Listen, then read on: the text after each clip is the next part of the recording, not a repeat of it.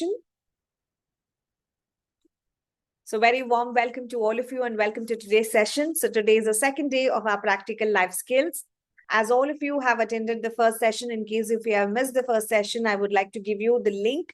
You can just refer to part 1 session of exercises of practical life.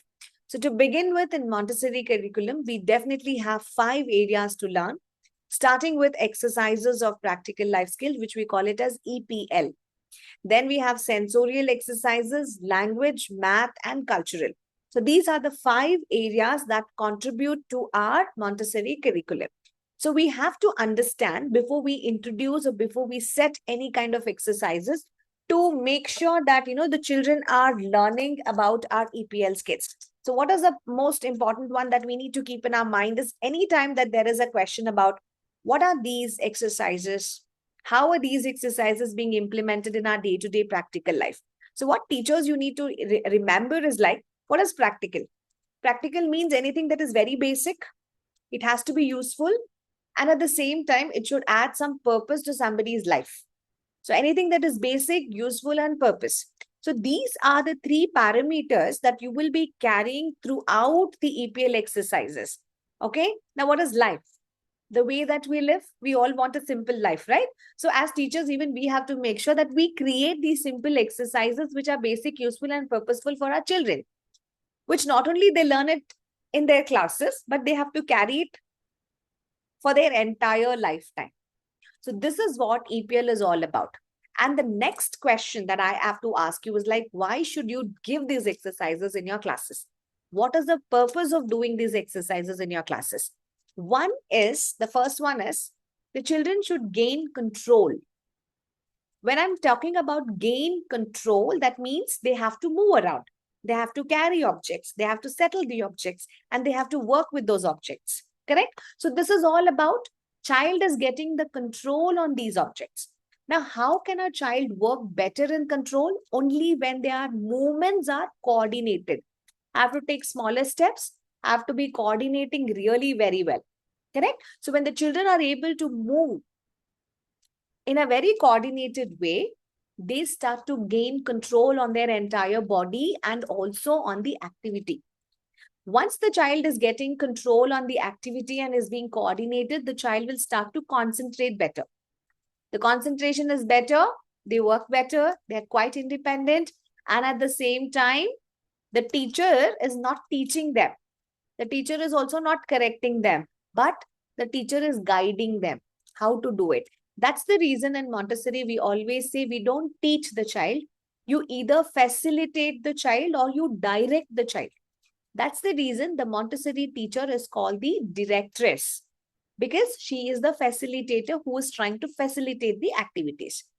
Now coming down to our EPL, that's our practical life exercises. We definitely need them for the growth and the development of not only the child's motor skills, but also for the child's intellect also. So what did we further do in the last class? We further subdivided them into 5 areas. You all remember? What were the 5 areas? Do you remember the 5 areas? The first one was preliminary exercises. Correct? In preliminary exercises, we saw rolling a mat, unrolling a mat, carrying a tray, sitting and standing from a chair, carrying a jug, carrying a mat or a tray. Correct? And then opening a door, closing a door, opening a book, closing a book, turning the pages, carrying sharper objects. Agree? So these are very preliminary, very basic exercises like opening bottles, closing bottles, opening boxes, closing boxes, using scissors. Very simple, very basic exercises. So that's the reason these basic exercises, we call them as preliminary exercises. From there, we go a little extended one. Those are applied applications. Applied means you have to apply them throughout your lifetime. One could be on taking care of myself. How do I take care of myself? I need to be making sure that I dress very well. Correct? So dressing frames we saw the dressing frames and there was an activity that we gave it for each one of you to work on the dressing frames. You can choose any of the dressing frame, you can record it and you can give it back to us. So most of the teachers or the students of our session, you have submitted the assignments. Absolutely good. So few of them I have not taken a look at. Maybe I will take a look at all of them and then I would be able to reply it back. Those will all come under applied applications, correct? So you take care of yourself and at the same time, you also take care about the environment. When you're being nice to one another, the fourth section, it falls under grace and courtesy. Grace and courtesy is one of such exercises wherein you are working with people and you're also teaching the children how to interact with one another in this society. That's grace and courtesy. Now, in applied application, much before whatever we saw, we are working on how do I take care of myself? Like what could be there? Dressing frames, combing my hair, washing my hands, correct? So that will all come under taking care of myself. What about the environment? I can teach them to clean the table, to wash the table, to dust the floor, to sweep the floor, to mop the floor, to rake outside, to pick up the dry leaves, to discard the trash. All those will come under my applied exercises. Towards the fifth one, we have something called as control of movement. Control of movement is how I walk on a line. Now the child here will have to learn on their own movements. When I'm teaching them about my own movements, I might have running, I might have walking, I might want to do a tiptoe and walk, or I might be carrying multiple objects. Like even when I'm carrying a tray, I don't walk straight, right? I have to look down the path and I have to walk. So am I coordinating when I'm trying to walk? Am I refining my walk? Right? That is a question that we need to ask. So you need to deliberately give such activities to children where even walking on the line becomes even more crucial for us to teach the children. They know to walk. But when you put them on a line, it's difficult for the child to coordinate, to walk on that line. Then you speeden up, walk a little quicker. Then you lower the speed, walk little slowly. Then you give them hurdles, let them cross the hurdles and walk. Then you ask them to carry something. Can they balance and coordinate without falling? Okay, if I give them half a glass of water, the child will be more careful to walk, right? The entire concentration is on the glass itself because the child does not want to spill it out. So this is what we would be concentrating completely on this exercise. Is everybody clear with that? Correct? Now the complete next thing is like the reason why Dr. Montessori began calling these exercises as practical life exercises. Why did she call? Because when she left the children in the entire classroom, and when she was observing them, wherein we had multiple number of children of different ages, what she observed was like children were naturally interested in doing these things, which they saw, where the parents were doing or were involved in the activities at home. So that means she said, okay, I have to start with exercises which the child has already seen, which the child is able to orient himself in this society, which the child will be able to adapt in future also. She taught that particular thing. And then the second thing, what she actually observed was like when the child is trying to do this, I am not going to interrupt. I will not tell the children, this is how you have to do, that is how you have to do. Rather, I will demonstrate the activity in the correct way. Okay. So when we are demonstrating, we are not talking, but we are only moving, right? So we're using our gentle hands to move, correct? And we don't talk. So you put a rule. If talking, don't move. If you're moving, don't talk. Agree? So this is a powerful statement. When children are talking, they don't move. You got to pause, you say your word and then move. But when you're moving, you don't have to talk. So the child will start to decide on this. So this has to be the goal that Dr. Montessori also said. And she said, our task as teachers is to show how the action is done. And at the same time, to destroy the possibility of imitation. Children should not be imitating us also a lot. They have to be real. The movements has to be real. The activities, what you have to give, it has to be real. When they have to carry the bottle has to be real. It should not be a pretend play. The child will have to carry a real object when they're trying to work on it. Okay, this is what Dr. Montessori said.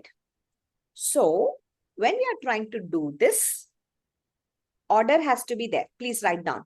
All the materials has to be kept in order. Okay. After a set of exercises, we do this other set of exercises. So order should be there. If you're doing it today and if you're not doing it on the other days, the child might forget. So the second important thing is repetition. You need to repeat the exercises. Okay. So when there is order, when there is repetition, when there is succession in movements, that is the only thing with the child would get an understanding. Okay, this is how I have to work. And eventually the child will try to work with those exercises with so much of grace. Okay. And since the environment is very quiet, you're also teaching them the power of quietness or the power of being silent. This is more important. Okay. Coming to the last of it, we work on the characteristics of practical life. Okay. What are the characteristics of the practical life exercises? We're not talking about one material, but rather we are talking about all the exercises. Okay. So we're talking about all the exercises. What are the characteristics? They're familiar? One thing? Agree? Everybody is familiar about those exercises. Correct? So we know about those exercises. Second thing, are these exercises real? Can we see it in our day-to-day life? Yes. Yes. Can these materials can be breakable? Yes. If you're not very careful, these can be breakable. Is it functional? Yes, they are functional. Right? So can you also relate it to your own culture? Some have the habit of drinking coffee or tea in the steel glass. Some of them use mugs. So it depends upon your culture, right? How do you use it? So every time the materials, what you choose can be related to the child's culture also. But what is our goal? Whatever could be the exercise, you need to finish the full cycle of the activity. What is the full cycle of the activity? Bring a tray, keep those objects, take a mat, unroll the mat, keep the objects, do the activity, return back the objects onto the shelf, roll back your mat, keep it back. So that would become your completion of your exercise. So, Ma'am, yes. Ma'am, I have a question. Yeah. Sorry, my nose is completely blocked. So, okay. This one completion of exercise in the sense, most of the kids, they are not doing even the practical life exercises. They are completing as per what we are expecting. Is it okay that completion in the sense if spoon transferring or something, they're bringing the tray and in between they are just closing it and keeping it back to the shelf? Are they expected to do the They're expected to do a complete. They have to make sure that it is there. So how you can do Purni is like, you can still say, there's still some more. We want you to transfer it back. Once it is transferred, what did ma'am tell you? So what you can do is like, you can also put up the visual cues there.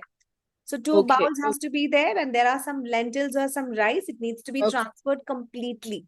That needs to be done. So that is what, that's the reason that we are putting them onto that sitting tolerance, patience, completion of exercises. We want the children to do that.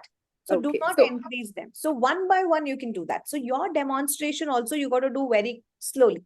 Okay. And then keep it back. Now, one only you give. And then you put 4 children together. Got it. Okay. Because most of the kids, they are doing it very fast and just taking the first one, doing half the way and keeping it back and taking the next one. So is it essential for the teacher to insist that they need to complete it, or yes. Yeah, we can leave? You have to insist them because that's how you will allow the child also to fully finish the exercise. Okay, sure. Right? So if they're not doing that, that doesn't mean that they have finished the full cycle of the activity.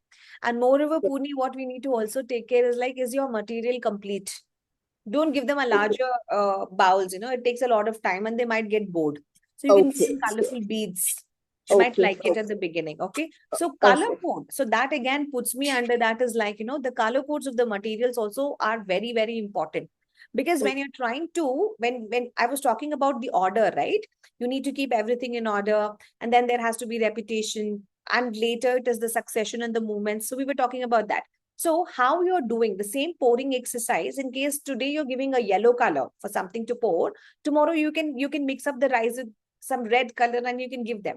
So the color codes also sometimes what happens, it facilitates the child to do certain exercises. And the way you classify and arrange should also give interest for the child to come down and do. Right? So that is also there. So attractiveness is also most important in Montessori lessons. Okay. Otherwise, they definitely might get bored.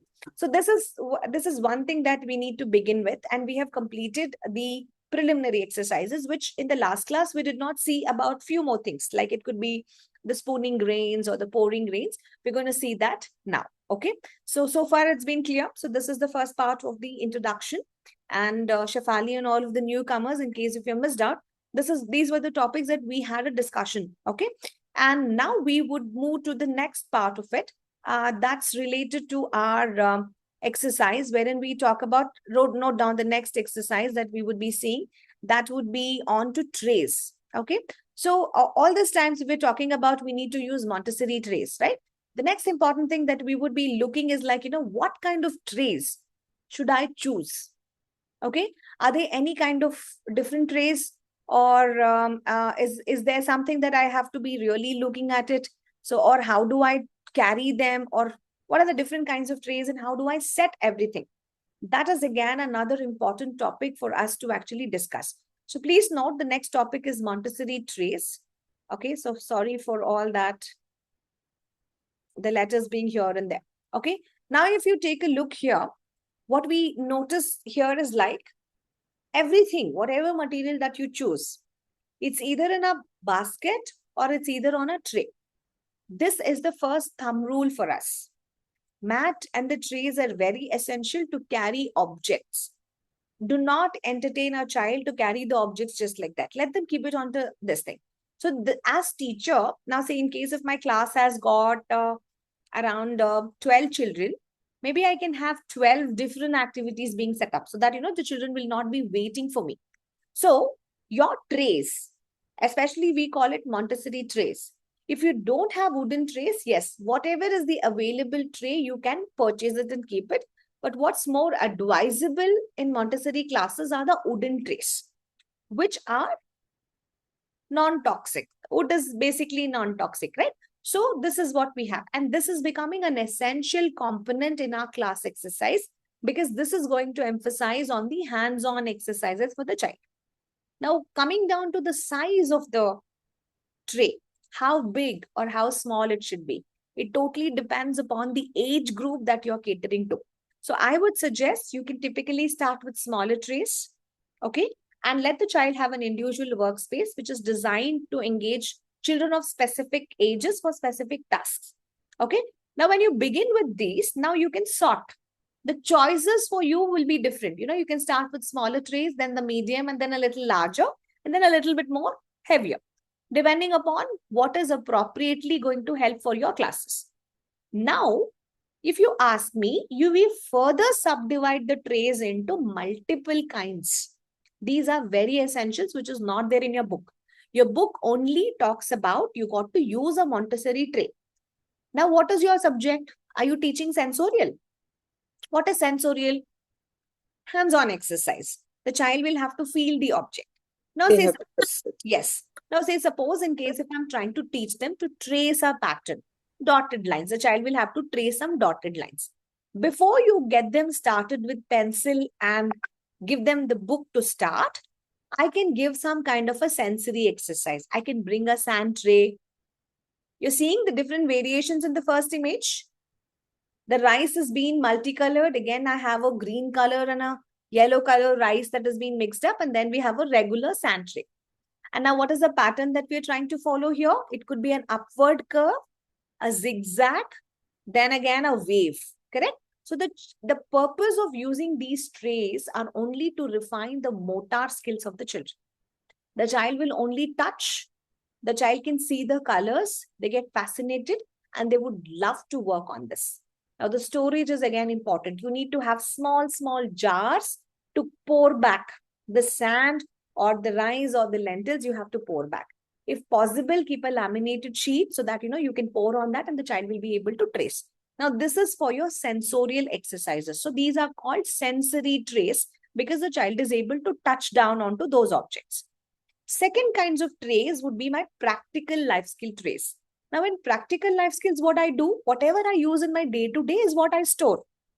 Like say, for example, when I make tea or coffee, from the kettle, I would be pouring it into smaller cups or mugs, correct? So pouring becomes one of the activity. So pouring can be like, what are the important essential objects that you need to pour? You can keep it in one. Now, in case if I'm teaching the children how to button, I can keep a dressing frame button. If I'm teaching the children how to lace, I can keep a lacing frame.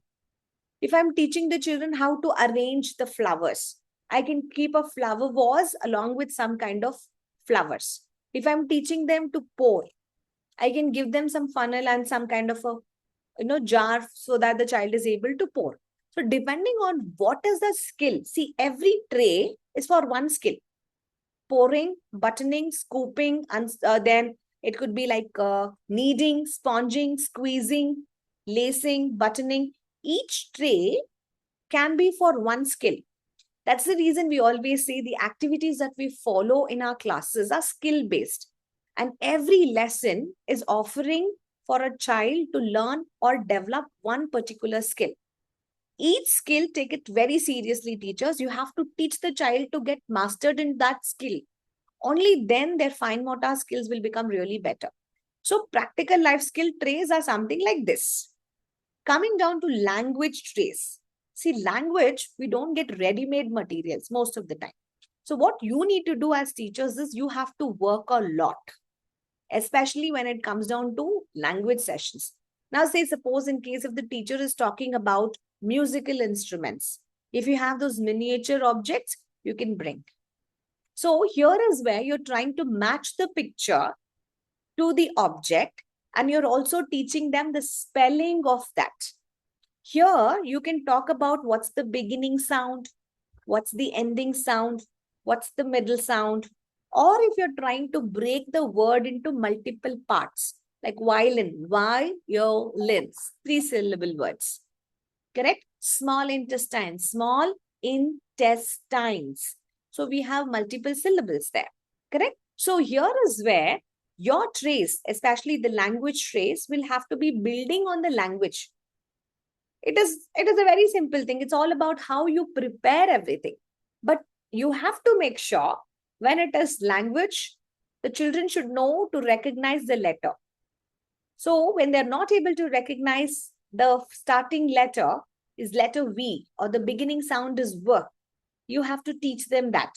And the child should know how to write. So they have to know how to write means they have to get that tactility to write. The sensation of how I would take my letter V. So if they're not able to do that, you will support with sandpaper letters. Yes, picture card matching will be there, vocabulary building will be there, match the object to the pictures would be there. All those would be your exercises that you will do it in your Montessori trace. From there, you can get into tracing. Right? So how do we trace? You have to keep a copy control.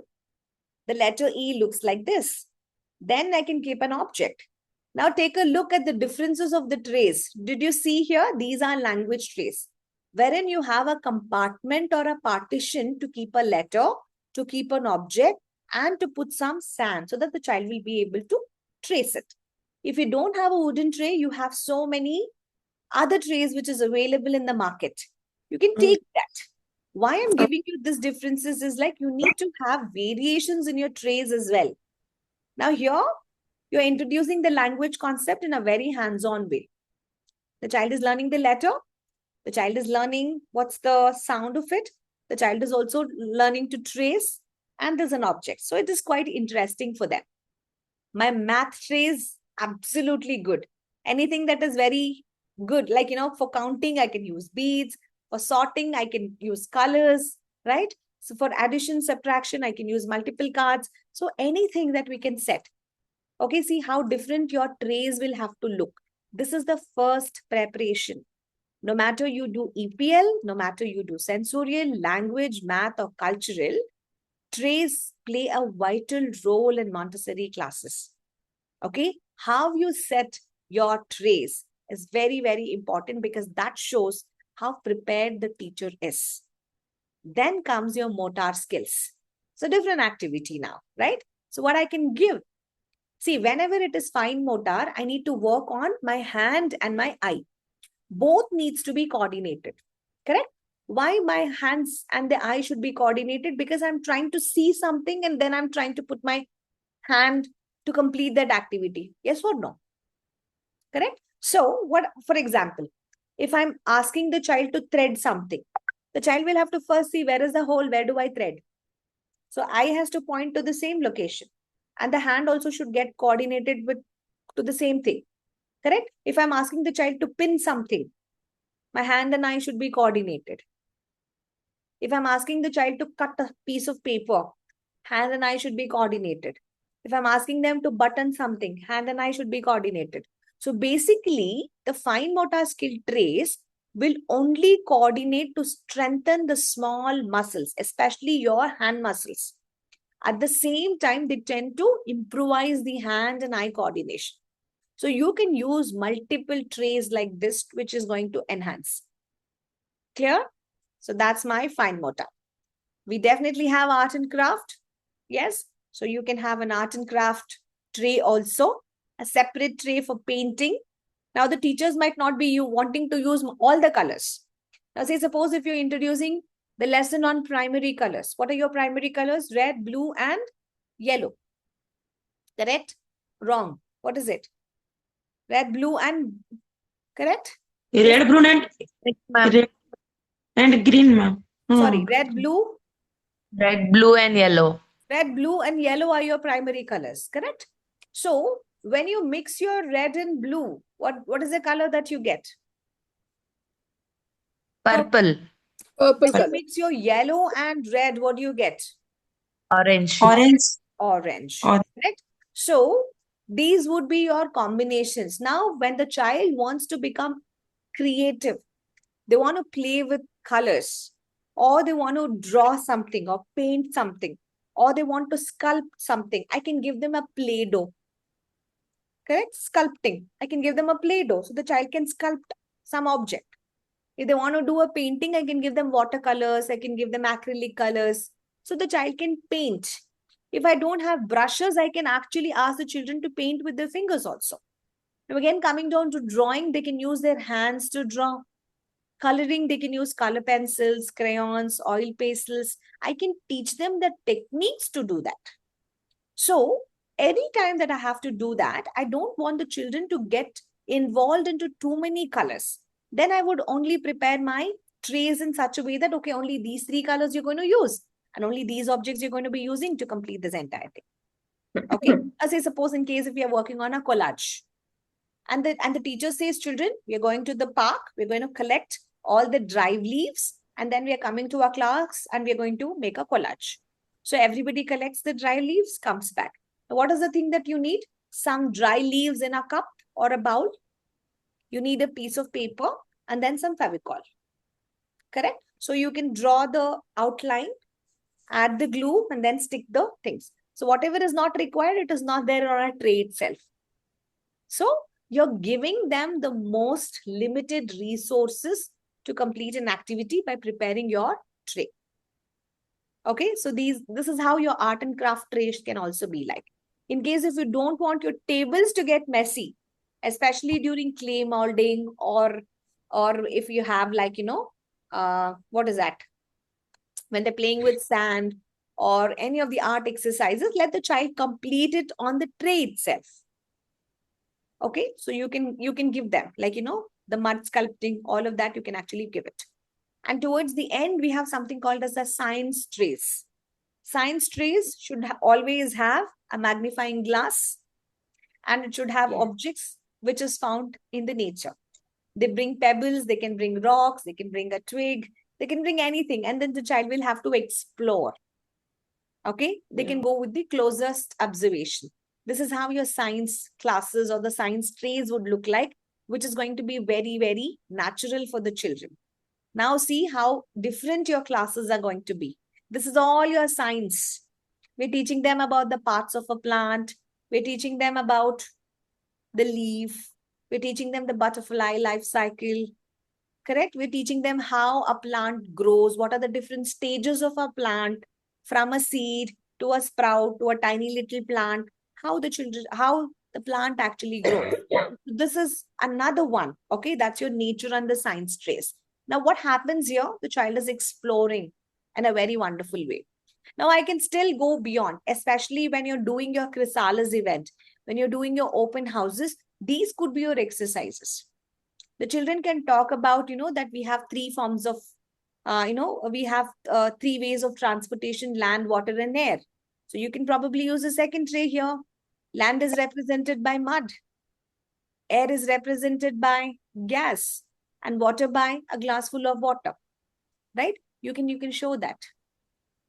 You can also talk about habitats. You can also talk about earth.